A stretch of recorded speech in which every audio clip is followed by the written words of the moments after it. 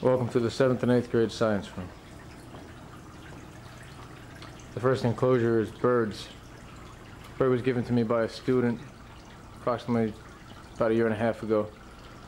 Was found on a street, so bird was raised in the classroom and fed. Unable to be released, and is now a resident of 221. Next enclosure is a 55-gallon terrarium. In here are about 12 or so juvenile fire-bellied toads.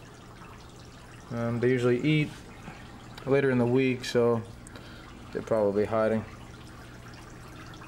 But they were again hand-raised by students and during a summer school a year and a half ago.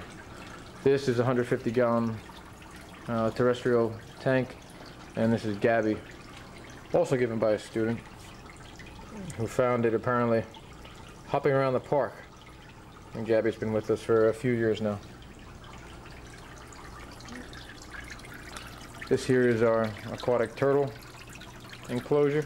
You see there's, this is small, basking, absorbing some solar energy to warm her body. And there's the male over there. So there's two, again given by students years ago as youngsters. In here is a southern toad, same pattern, given by a student. Actually, this toad was found within a vegetable store that apparently hopped out of lettuce, and the owner was going to destroy it, and my student's grandmother gave it to the student, who then called me and kind of took care of it from that point. In here are two fiddler crabs, two females. I think they work together to take out the male. There's actually one underneath the rock, but it's a bit difficult to see.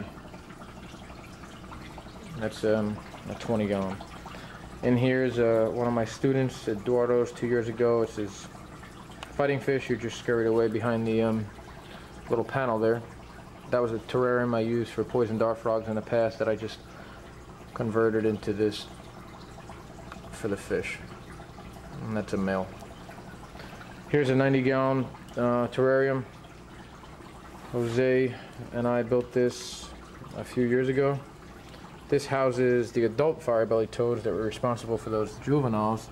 And there's one right there, a little bambina, kind of sleeping in the area.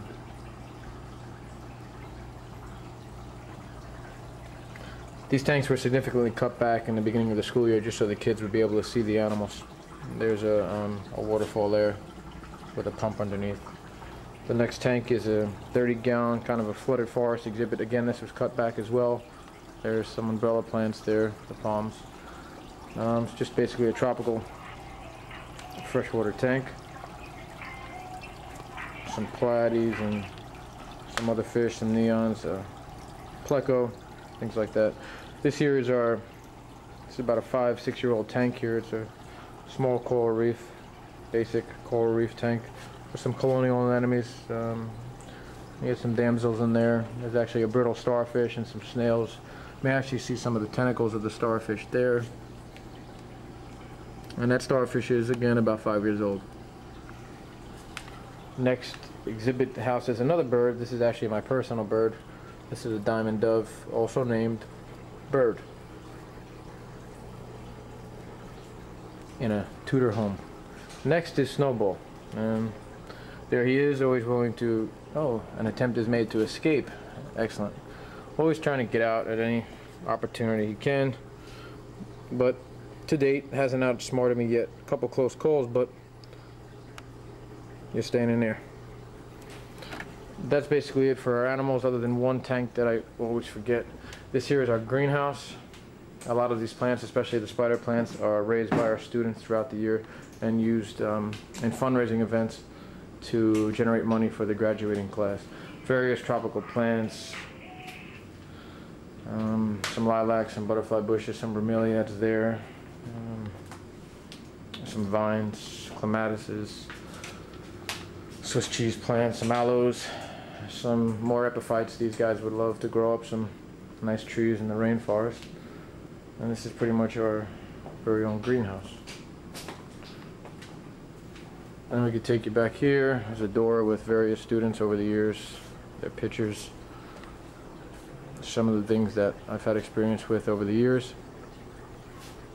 Space camp being one of them. This here is our robotics room.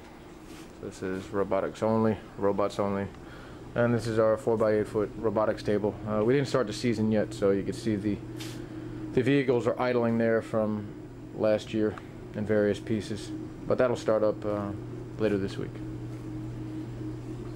And then what's left, which I always forget, is Hammy, given to me by two students, two brothers, hence the name Hammy Rivera. And then she was a pregnant female, actually, so the young were distributed to a few trustworthy students and a teacher, actually.